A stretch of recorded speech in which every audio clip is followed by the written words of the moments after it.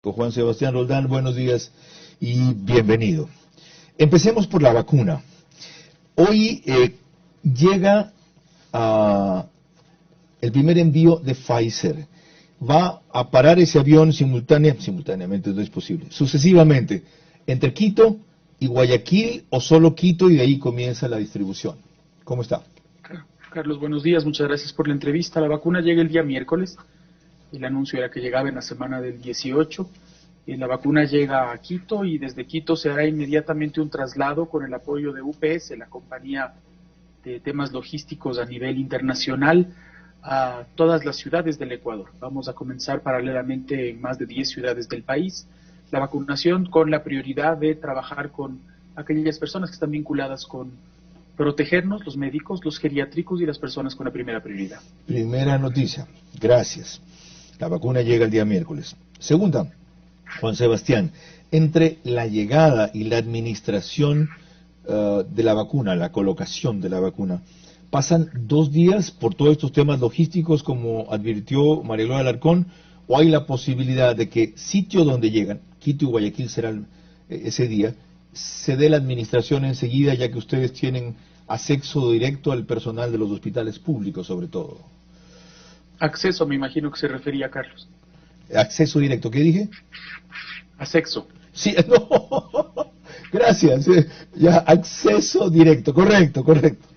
Ya cuando a usted le pasa eso me doy cuenta que a cualquiera le puede suceder. Sí, fue a todos. Una trabalengua, sí, gracias. A todos. Ya. A todos.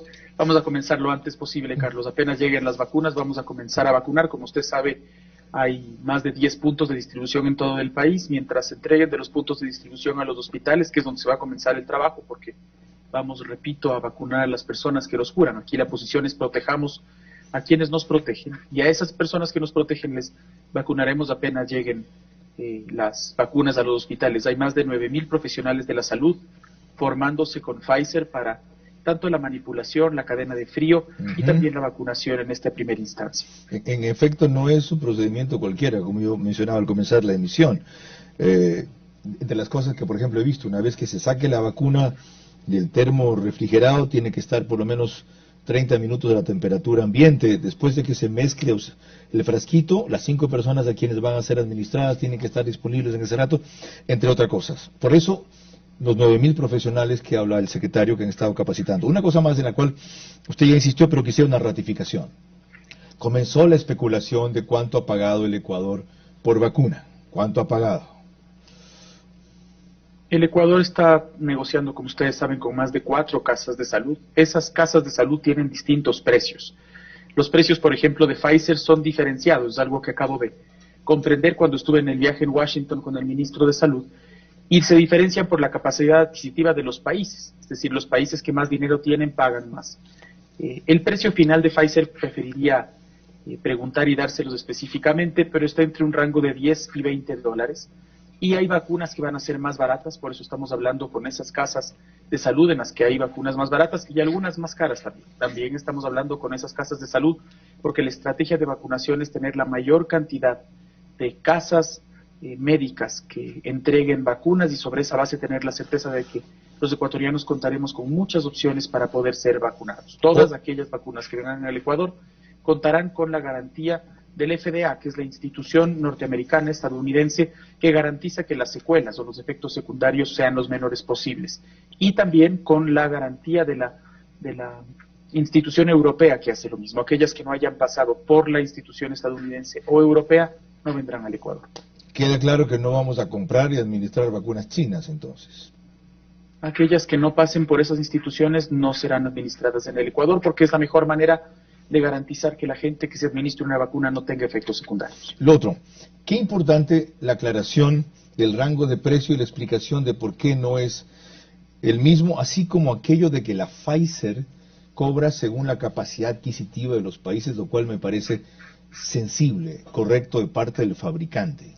Fenomenal. 10 a 20 dólares promedio, se había hablado de una estimación de 4 como costo. En total, ¿cuánto han destinado inicialmente ustedes a esto? Se habló de 150 millones de dólares. 200 millones de dólares están destinados a eso y ya se han desembolsado más de 4 millones de dólares para garantizar las primeras dosis. ¿Tan poco?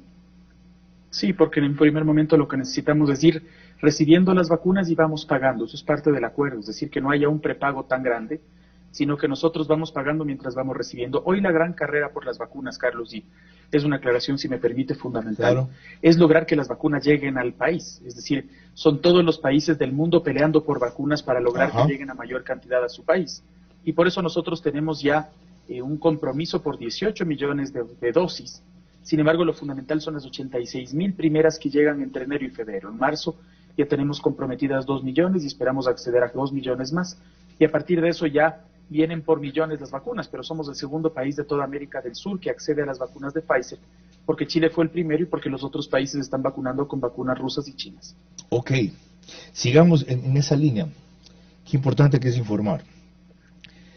Del dato que trascendió este fin de semana, después de estas 86,000, vendrían 15,000 por semana aproximadamente hasta fines de marzo, y ahí viene el gran volumen de 2 millones que usted acaba de explicar. Es decir, que adicionalmente a las 86,000 que llegan el miércoles, habría un promedio de 60,000 en marzo, 60,000 en febrero, y de ahí el volumen grande.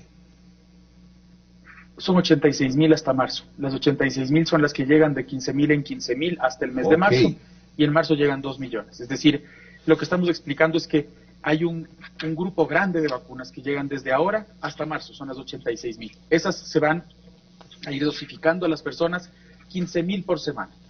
Y sobre la base de esas 15,000 por semana, es que nosotros al final ya vamos a, ahí sí, vacunar a 2 millones de personas, y para eso el Ministerio de Salud ha llegado a un acuerdo con un conjunto de empresas privadas, también empresas privadas, pero sobre todo instituciones sin fines de lucro privadas, que nos apoyen desde un inicio con la vacunación, por ejemplo, a geriátricos, porque así nosotros garantizamos que el Ministerio de Salud se concentre en unos espacios y que los privados nos ayuden con otros, y lo antes posible se logre vacunar a la mayor cantidad de gente. Esos privados son, de lo que leí, UES, por ejemplo, en Guayaquil, la UDLA en Quito, y acá el Comité Especial de Emergencia contra el Coronavirus. Aquellas instituciones que nos apoyaron sin ningún tipo de interés económico en toda la época del coronavirus han estado teniendo reuniones con el Ministerio de Salud, y serán todos aquellos quienes tengan capacidad, por supuesto, y además quienes cooperen con parte del dinero, porque para poder vacunar, a pesar de que parece algo pequeño, se necesitan insumos pequeños, ¿cierto? Desde los algodones hasta las cajas para el transporte, los refrigeradores para poder mantener la vacuna lo suficientemente fría. Todas aquellas que nos apoyen y que además apoyaron en la pandemia podrán ayudarnos en la vacunación, y así podremos ser lo más ágiles y rápidos del caso. Para nosotros trabajar con el sector privado, que demuestra tener un interés en el país, es fundamental para también demostrar que juntos hacemos un mejor trabajo. Aquí la clave, le decía hace un rato a un doctor especialista en seguridad sanitaria, es información, información, información para contrarrestar la confusión por un lado, la mala fe por otro lado. Pero otro lado, la otra parte es transparencia. Durante este Ministerio de Salud en la pandemia se emitieron entre 2.500 y 2.700 carnets de discapacidad a gente que no debía tenerlos o que los pidió y se los calificó en exceso a la discapacidad que tenían. ¿Cómo evitar que otra vez un fenómeno de este tipo arruine una cosa tan delicada? Este ministerio fue el que denunció el tema de los carnets, recuerde usted, Carlos, y sobre esa base es que contamos con un ministro que, cuando tomó esto en la peor situación, ha logrado manejar las circunstancias para que el Ecuador hoy día tenga posiblemente las mejores cifras de todo el continente. Eso no nos hace de ninguna manera bajar los brazos ni cantar victoria. Lo que nos hace tener la certeza de que en esa profesionalidad de un hombre que trabajó 14 años en el CDC, que es la Institución de Control de Enfermedades de los Estados Unidos, podemos tener la tranquilidad y el apoyo de que no solo trabaja, de que no trabaja solo, sino que cuenta con esa institución. El viernes tuvimos una reunión con el CDC en los Estados Unidos para poder primero cuidar todos los protocolos que estamos manejando para la vacunación, y luego en esta semana se hará una rueda de prensa para que quede perfectamente claro el protocolo de manejo, quiénes son las personas que se pueden vacunar, cómo funciona, y aclaraciones de la ciudadanía que son fundamentales. La primera, Carlos, es que la vacuna no tiene costo, que no se puede vender, que nadie puede salir a vender la vacuna. Esto solamente se va a dispensar dentro del Ministerio de Salud gratuitamente al personal de salud inicialmente, y luego al personal, a la gente que tiene una edad y una precondición como para poder recibir esa vacuna. Eso se va a explicar pormenorizadamente en una rueda de prensa entre hoy y mañana, Carlos. Ok, algo adicional. Hay veedurías, hay observadores. No me preocupa tanto la parte del protocolo, de la logística, la mecánica, estaba leyendo, es muy compleja, lo cual explica lo delicado de la tarea y lo importante de cumplir los pasos. Pero que observen el asunto de anticorrupción. Alguien con buena fe o con un descuido deliberado, mañana se saca un tubito y aparece en otra parte diciendo que están vendiendo la vacuna, ¡boom! ¿Ya? Puede pasar. Pero, ¿qué precauciones han tomado ustedes para eso? Las personas que van a vacunar tienen una certificación específica. Además, todas las cajas de vacunación, por pequeñas que sean, van a venir acompañadas de un GPS que va a ser monitoreado permanentemente con la responsabilidad de UPS. Repito lo que le dije en un primer momento. UPS nos va a ayudar a garantizar dónde están yendo esas vacunas y cómo se cumple ese plan de vacunación. Vacuna por vacuna serán entregadas en esos lugares y esas personas tienen además quienes van a vacunar, la garantía y la responsabilidad del número de vacunas y cómo lo van a manejar. Que va a haber gente que va a aparecer o con vacunas falsas o que habrá algún corrupto que trate de sacárselas, posiblemente sí, pero también esas vacunas van a estar acompañadas por policía y fuerzas armadas, es decir, GPS, personas autorizadas del Ministerio de Salud, policía, Fuerzas Armadas, es lo que nos debería garantizar que eso no suceda. Ok, vamos al otro tema. Desde la Embajada del Ecuador, usted, Mauricio Pinto, perdón, ¿cómo se llama? ¿Pinto? Mauricio Pozo. Estoy cambiado de nombre su día. Mauricio Pozo y la embajadora Baki anunciaron ayer una conversación la semana pasada, no ayer, con el presidente, un crédito muy especial del US Development Bank hacia el Ecuador. 3.500 millones de dólares, 2.4% tasa de interés, 8 años plazo. Excepcionales. Y en estas condiciones, increíble que lo hayamos conseguido. Pero la reseña de Bloomberg destaca dos condiciones. La voy a leer en inglés, porque de repente mi traducción no es literal. Dice, in exchange, Ecuador will exclude Chinese companies from its telecom works. A cambio, o en reciprocidad, Ecuador excluirá a compañías chinas de sus redes de telecomunicaciones. Y otra más. The bank and private sector financial companies will create a vehicle to buy oil and infrastructure assets in Ecuador, giving the country cash to pay off debt to China sooner than agreed. Esto es una notición. El banco y el sector financiero y compañías del sector financiero privado crearán un vehículo, un instrumento para comprar petróleo y activos de infraestructura en Ecuador, dando al país la posibilidad de cash, de flujo, de liquidez, que le permitan pagar la deuda a China más rápido de lo anunciado. Esto concreta lo que Mauricio Pozo me dijo el lunes en un programa sobre dolarización en vivo en TC, sin concretar los detalles, por supuesto, que habría un anuncio importante en esta semana sobre esa renegociación o reestructuración con China que avanza bien. Y aquí veo que hay un elemento de presión. ¿Saben qué, señores? No los vamos a esperar eternamente, no les vamos a rogar, tenemos otras opciones y aquí está una. Esta es una movida estratégica, pero hay quienes consideran que a la vez peligrosa. La China va a decir, otra vez con los gringos, chao. A ver quién les ayuda. Explíqueme esto. Nosotros conseguimos un crédito, bueno, es un acuerdo marco en realidad, por 3.500 millones de dólares, que lo que nos permite es comenzar a presentar proyectos sobre la base de o delegaciones de la administración o concesiones o venta de bienes, es decir, proyecto por proyecto. Nos reunimos ya con el DFC y le decimos, mire, por ejemplo, están las antenas de CNT, evaluados más o menos entre 170 y 200 millones de dólares. Decimos, esta es la evaluación, este es el flujo, esta es la institución que las avaló, ¿no es cierto? Y hacemos una debida diligencia para poder con ellos llegar al acuerdo y decir, esto va a comenzar ahora y nos va a tomar la venta, yo qué sé, 6 meses. Nos dan el dinero, ese dinero es, como usted bien dijo, a 8 años y a 2.25% más LIBOR, que la semana pasada significaba 2.48% de interés. 2.48, correcto. Y ese dinero se utiliza bien para prepagar deuda cara, no solamente la China, sino toda la deuda cara que nosotros tengamos.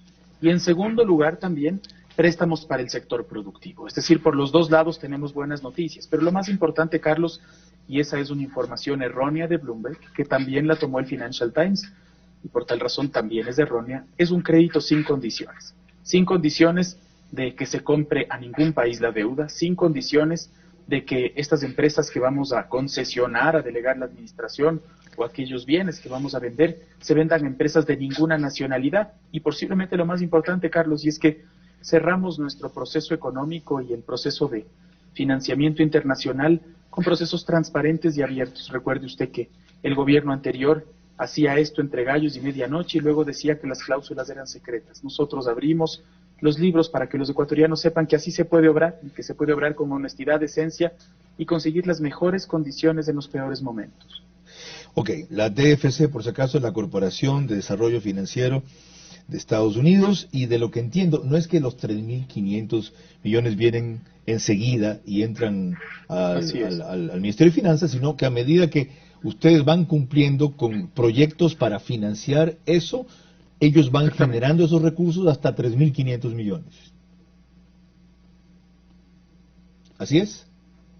Exactamente, Carlos, así funciona. Ok. Exactamente así. Nosotros vamos entregando proyectos y sobre esa base se va desembolsando dinero hasta llegar a los 3.500, que además es la cifra máxima que puede otorgar el DFC a un solo país. Ya. Somos los primeros a los que les entrega y la cifra máxima que entrega. Hay una inquietud que se me viene de ley a la cabeza antes de pasar con Yolanda, que quiere hablar más de la cuestión económica y financiera. Todo esto ha sido posible, entre otras cosas, gracias a la presencia de Trump en el poder, que resultó un aliado formidable del Ecuador, y la gestión eficaz en los últimos meses de Ivonne Baqui. ¿Cómo asegurar que la fluidez de esta relación se mantenga con una administración completamente contraria a la de Joe Biden? Primero se logra porque el presidente Moreno cambia y da un giro de timón muy fuerte cuando llega al poder, cuando ninguno de nosotros le acompañábamos. Y lo que dice es: nuestra posición frente al mundo es tener relaciones con nuestros mejores socios, Estados Unidos, Europa, Colombia, Perú, y ya no con Venezuela, Bielorrusia, Nicaragua, como lo hacían antes, Irán. Nuestra posición es lograr de los mejores socios que podemos tener las mejores condiciones. Esa es la primera gran decisión del presidente Moreno. Después, con la administración del canciller Valencia, eso va fluyendo en acuerdos específicos en los que nosotros demostramos eso en la práctica, es decir, el ALBA ya no era nuestro espacio natural. Nosotros creíamos que UNASUR era un espacio ideológico de apoyo a Venezuela, por tal razón salimos de esos dos espacios. Y luego, por supuesto, el trabajo de los ministros de Economía, Martínez y Pozo, y el gran trabajo de Ivonne Baqui hizo posible que poco a poco vayamos consolidando en concreciones esas buenas noticias. Del Ecuador, además, creo que, Carlos, más allá de nuestro gobierno, porque el gobierno se va a acabar en mayo, tiene que tener la certeza de que cuando existe un presidente que tiene las prioridades claras, que sabe cuáles deben ser sus aliados estratégicos y que hace las cosas seriamente, trasciende su administración. Eso es lo que está pasando con los republicanos y los demócratas. Este crédito se aprobó en el Congreso, Carlos, y en el Congreso, como ustedes saben, hay participación de demócratas y republicanos. Esperamos pronto, además, tener reuniones con las máximas autoridades demócratas para que quede demostrado que esta es una relación Estado-Estado, Estados Unidos-Ecuador, y por tal razón eso va mucho más allá de una discusión interna, que es la misma que tenemos en el país, discusiones internas. Pero ¿quién en sus cabales puede criticar que el Ecuador reciba 3.500 millones de dólares a 8 años y a 2.50%? Nadie. Es lo mismo que pasa allá. Ellos saben que el Ecuador ha tomado un camino de democracia, de libertad, un camino de prosperidad, un camino además que se sostendrá en el tiempo, y eso les da la certeza de que el Ecuador es un aliado natural de los Estados Unidos, como Estados Unidos, Europa, Colombia, Perú, son aliados naturales del Ecuador. Importantes estas precisiones y aclaraciones sobre las cuestiones cruciales: vacunación y este crédito. Con más prosigue Yolanda Torres desde Quito. Les recuerdo que estamos con Juan Sebastián Roldán. Son las 6:54 y él es secretario general de Gabinete de la Presidencia. Yolanda. Gracias, Carlos. Antes de pasar a los temas económico-financieros, sí tengo intereses también en la otra coyuntura, que es la electoral. Un gusto conversar con usted, señor secretario. Usted ha hecho seguimiento a las propuestas de los candidatos a la presidencia, me imagino. ¿Podría decirnos cuáles son descabelladas, imposibles de cumplir y en definitiva mentirosas? Le pregunto esto porque usted está en la administración pública. Usted conoce la realpolitik, como hubiera dicho nuestro expresidente Lucio Gutiérrez. Nosotros trabajamos en el gobierno y nuestra tarea es concentrarnos en eso, Yolanda. Los temas electorales hoy día, a pesar de que por supuesto los seguimos, de que vemos los debates, esos temas les conciernen a otras personas. A nosotros nos corresponde gobernar y cuidar lo más posible que este país termine de la mejor manera hasta el 24 de mayo. Pero ¿no sería bueno aprovechar la oportunidad para comentar aquellas propuestas que definitivamente son, en el mejor de los casos, mentirosas y que podrían estar desvirtuando en el imaginario nacional las posibilidades de lo que se ofrece? Los ecuatorianos tienen la cabeza en su lugar y bastante clara. Hay personas que creen que hay ecuatorianos despistados que no van a ver los absurdos que plantean. Estoy seguro de que los ecuatorianos tienen claro quién plantea temas serios, quién de verdad quiere gobernar este país para sacarlo adelante y quiénes mienten y han mentido durante tanto tiempo antes. Bueno, ojalá tenga el ecuatoriano esa claridad que usted anuncia en este momento, pero de todas maneras, así usted esté en el gobierno actualmente, me imagino que tendrá alguna incidencia también en el movimiento Construye. ¿Cómo califica el desempeño de su candidato, Juan Fernando Velasco? No tengo relación ninguna con Construye, yo milité en Ruptura se transformó, a partir de eso no he tenido ni una sola reunión con el movimiento porque me corresponde hoy día gobernar. Y le deseo los mayores éxitos a Juan Fernando, le tengo mucho aprecio, le tengo mucho agradecimiento como ministro, además le tengo mucho aprecio como persona. Estoy seguro de que hará un rol importante en este y en todo el resto de las apuestas y de los caminos que tome en su vida.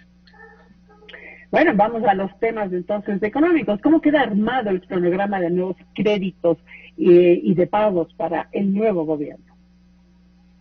Con esto que acabamos de lograr son 3.500 millones de dólares que con entrega de proyectos le dan un alivio muy importante a quien llegue al poder. Además, el acuerdo con el Fondo Monetario está en marcha. Ese acuerdo debería lograr que se desembolsen este año otros 2.500 millones de dólares más. Esa es otra gran noticia. Además, la relación con los multilaterales es impecable y la relación con los países más importantes del mundo es muy fuerte y estable. Es decir, hoy las condiciones para quien quiera llegar al poder son muy buenas si es que apuesta por esto, ¿no? Si es que luego ellos quieren ir a Irán, a Nicaragua, a Bielorrusia, ya será una discusión distinta. Nosotros estamos apostando a tener una muy buena relación con los países más importantes del mundo, con los más grandes del mundo, con los más serios del mundo. Y eso es lo que dejamos en el camino para el gobierno que venga. Aplaudimos los créditos como si fueran regalos realmente, pero eso hay que pagarlo. ¿Cuál es el cronograma de pagos que le queda al siguiente gobierno? Los gobiernos tienen que estar pagando deudas permanentemente. Sin embargo, la buena gestión de Richard Martínez permitió que en la renegociación de la deuda aliviemos miles de millones de dólares todos los años. Es decir, el próximo año, solamente el año 2021, hay un alivio de 6.000 millones de dólares versus lo que teníamos antes de la renegociación. Y entre los 4 años, más o menos unos 12.000 millones de dólares, menos de lo que se iba a pagar sin la renegociación. Nosotros no solo nos preocupamos de que haya fuentes de crédito, porque a ver, los créditos se tienen que pagar, como usted bien dice, igual en los gobiernos que en las empresas privadas o en los hogares. Para poder comprarnos una casa, la mayoría de los ecuatorianos accedemos a un crédito. Para poder hacer un negocio, la mayoría de los ecuatorianos pedimos dinero a alguna institución financiera. Es lo mismo que hace el gobierno y hay que preocuparnos de pagar en este momento de la mejor manera, y la renegociación permitió que esos pagos sean al mayor largo plazo posible, al menor interés posible y con la mayor cantidad de gracias. Son grandes noticias que se han logrado en momentos muy difíciles y estamos seguros de que los ecuatorianos lo irán reconociendo, no solamente para felicitar la gestión del gobierno que saldrá en mayo, sino sobre todo para exigir a los gobiernos que vengan en adelante a tomar decisiones similares en el futuro. Usted acertadamente dice que generalmente para poder avanzar, inclusive a nivel familiar, se requiere de crédito para adquirir una vivienda. Sin embargo, lo que se aconseja es que sea un 30% del presupuesto total de una familia. En este caso, ¿cuánto de la deuda, qué porcentaje de la deuda es parte del PIB? ¿Qué porcentaje del PIB, mejor dicho, corresponde a la deuda?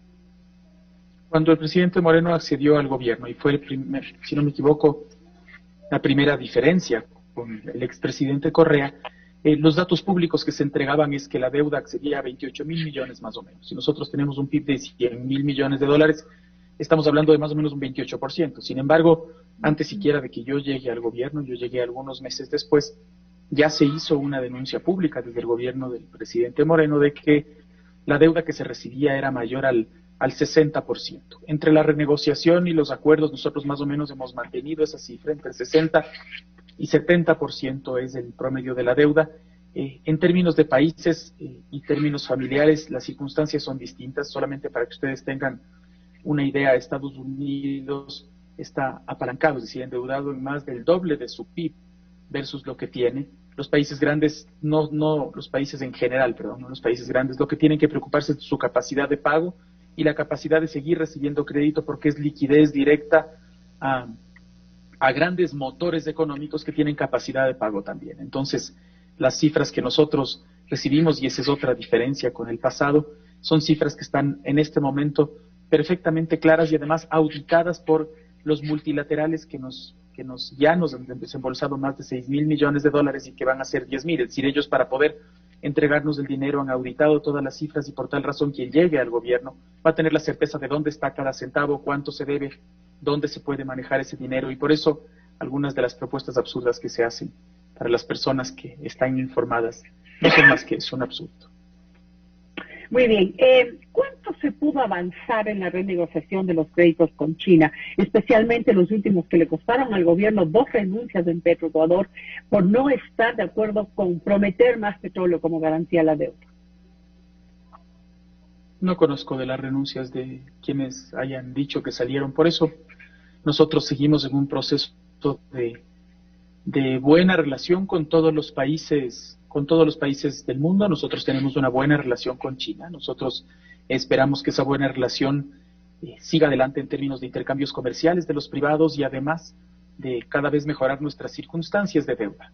Hemos intentado desde que llegamos al gobierno mejorar las condiciones, en un par de casos se han logrado, van algo más lento de lo que nosotros habríamos esperado, pero tenemos la paciencia suficiente como para dejar, ojalá, también buenas noticias al Ecuador al respecto.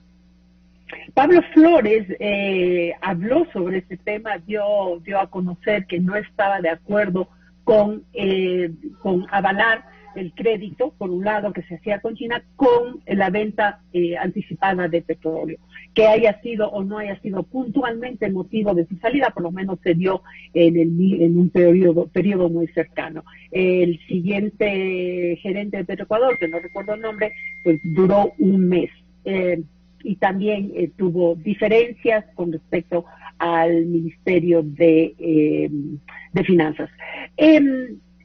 El otro tema que ha sido... Solo para responder eso, si me permite, Yolanda, en este año, que es el año de la renuncia de los 2 gerentes, no ha habido ningún crédito con China. Por tal razón, no sé cuál es la razón por la que ellos habrían expresado una diferencia, porque no se ha firmado ningún crédito con China. No se ha firmado ningún crédito, pero seguramente podría tener que ver con esto exactamente, porque si estaba sobre la mesa de discusión la renegociación de un crédito en estas condiciones, tengo entendido. De no ser así, pues sentiría mucho estar mal informada, pero de lo que sé, el tema... Siempre están sobre la mesa muchísimas cosas, Yolanda, en el sector público y en el privado, pero si la gente renuncia por lo que está sobre la mesa... Nosotros siempre hacemos las cosas con toda la transparencia posible y siempre, además, le dejamos al Ecuador saber exactamente lo que hacemos. Ese es el caso de lo que acabamos de hacer con DFC, un documento escrito, todos los ecuatorianos acceden a ese documento, no como en el pasado, que cuando se firmaban procesos de deuda, esos procesos de deuda se mantenían bajo sigilio y bajo criterios contractuales que hasta ahora no nos permiten abrir los datos de interés, de plazo, etcétera. Muy bueno. El tema de la inversión realmente ha sido uno de los escollos que ha tenido este gobierno y también el anterior. Durante muchos años nosotros hemos tenido muchos problemas para recibir importantes inversiones, sobre todo si comparamos con simplemente nuestros vecinos, Perú y Colombia. En este momento hay una oportunidad de recibir 2.500 millones de inversión, una de las más grandes que recibiría el Ecuador. Cerrando una alianza público-privada con un consorcio extranjero para la modernización y operación de la refinería de Esmeraldas. ¿Cómo va esto? ¿Ustedes creen que lo van a poder concretar antes de irse del gobierno? Si lo concretan, sería un gran hito para el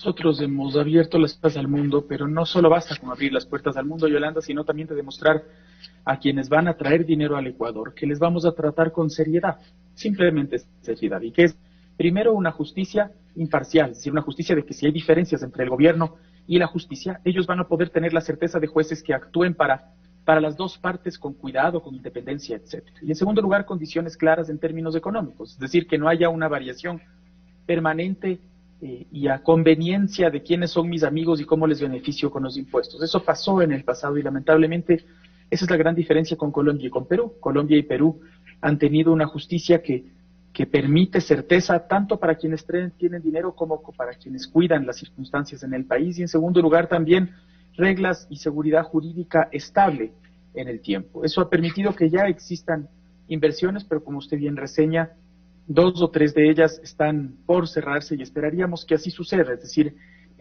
todo el concurso que se ha hecho para la refinería de Esmeraldas es un concurso abierto y largo y ha permitido que haya un oferente muy importante con empresas de calibre internacional que ya no venían al Ecuador. Sería un gran paso sobre todo para abrir la puerta, no solamente por esa inversión, sino para abrir la puerta para muchos otros de que en el Ecuador ya es posible invertir, que esa inversión es siempre atesorada en términos de empleo para los ecuatorianos y que los ecuatorianos, cuando entendemos que hay gente seria que viene a invertir en nuestro país, los tratamos como ellos merecen, es decir, con una justicia independiente, con términos claros al respecto de sus inversiones y que invitamos siempre a todas las personas con inversiones serias que vengan a nuestro país a ponerle dinero para generar empleo, para generar impuestos y sobre esa base para poder tener obra pública permanente para los ecuatorianos en el futuro.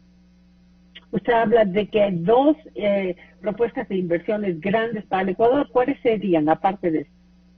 Tenemos algunas otras propuestas también en el área energética, no solamente en el área petrolera, también en el área de energías limpias. Tenemos 2 proyectos específicos vinculados además con el anterior proyecto de Villonaco, es decir, ya no solamente hay en temas petroleros, sino también en energías limpias y esperaríamos que también en el área del gas natural. Si nosotros logramos cerrar esas 3 inversiones, por supuesto ya además le daríamos al Ecuador no la certeza de que el Ecuador está totalmente cambiado en términos democráticos, en términos de libertad, en términos de relaciones internacionales, sino sobre todo está perfectamente enrumbado en términos de prosperidad, de cara a dinero para el sector público, pero sobre todo de cara a inversiones para el sector privado, que es fundamental.